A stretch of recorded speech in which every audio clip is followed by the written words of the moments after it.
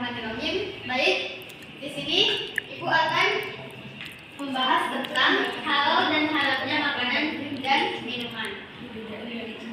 Nah, halal adalah segala sesuatu yang diperbolehkan oleh syariat Islam untuk dikonsumsi dan tidak mengandung unsur yang dilarang. Sedangkan haram adalah segala sesuatu yang dilarang oleh Allah Subhanahu wa taala untuk dikonsumsi karena mengandung mudarat atau telah ditetapkan keharamannya dalam Al-Qur'an dan hadis.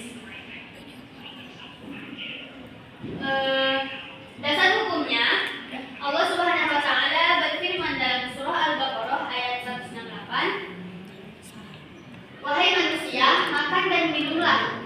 Yang halal lagi baik yang terdapat di bumi, dan janganlah kamu mengikuti langkah-langkah setan, sungguhnya itu musuh yang nyata bagimu."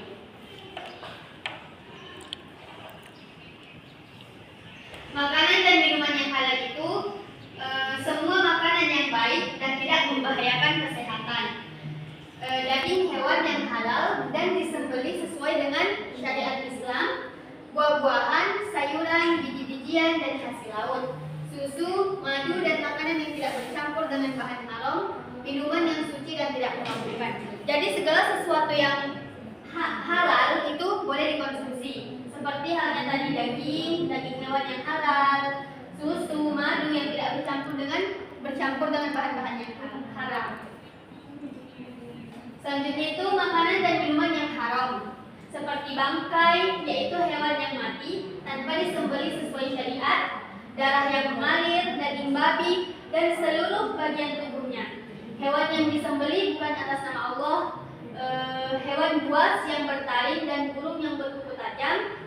Menurut mayoritas sebagian ulama, makanan yang najis atau tercampur dengan benda najis, minuman yang memabukkan seperti khamar dan segala zat yang menyebabkan hilangnya kesadaran, makanan atau minuman yang diperoleh dengan cara yang haram seperti hasil mencuri atau menipu. Jadi makanan yang haram seperti yang Ibu jelaskan tadi, bangkai itu nggak boleh dikonsumsi karena sudah jelaskan itu haram. Terus darah yang mengalir juga tidak boleh. Daging babi dan seluruh bagian tubuhnya, mau itu kakinya, tangannya, kepalanya, semuanya haram. Jadi tidak boleh dikonsumsi. Terus hewan yang disembelih bukan atas nama Allah. Seperti misalnya kita melihat orang menyembelih daging kurban tapi tidak membaca bismillah atau tidak menyebut nama Allah, itu haram untuk dikonsumsi. Terus hewan buas yang bertaring dan burung yang berkuku tajam seperti harimau, ular, burung elang, intinya yang berkuku tajam atau bertaring itu haram juga dikonsumsi. Lalu selanjutnya makanan yang najis atau tercampur dengan benda najis, seperti misalnya makanan apa ya, darah tadi, misalnya dan di suku apa itu ada darah yang menggumpal itu bisa dimasak, suku Dayak atau suku apa itu nggak boleh ya, kalau kita Islam nggak boleh karena itu haram. Lalu selanjutnya minuman yang memabukkan seperti khamar dan segala zat yang menyebabkan hilangnya kesadaran. Jadi kayak minuman keras, khamar, anggur merah yang bisa memabukkan, yang bisa menghilangkan kesadaran diri, itu tidak boleh dikonsumsi. Selanjutnya makanan atau minuman yang diperoleh dengan cara yang haram, seperti hasil mencuri atau menipu, itu juga haram untuk dikonsumsi. Selanjutnya hikmah mengonsumsi makanan dan minuman halal, yang pertama itu menjaga kesehatan jasmani dan rohani. Jadi kalau kita mengonsumsi makanan-makanan yang halal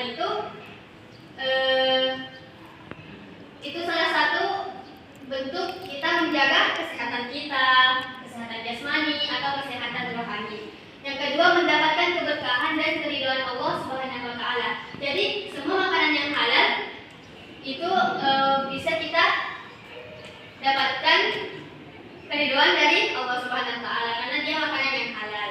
Yang ketiga, menumbuhkan akhlak yang baik.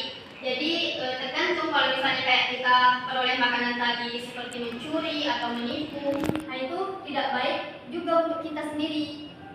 Entah itu kita melakukan hal-hal jahat lainnya, gitu kan. Jadi harus makanan yang halal. Oke, mungkin cukup sekian yang dapat Ibu sampaikan. Lebih dan kurangnya Ibu mohon maaf.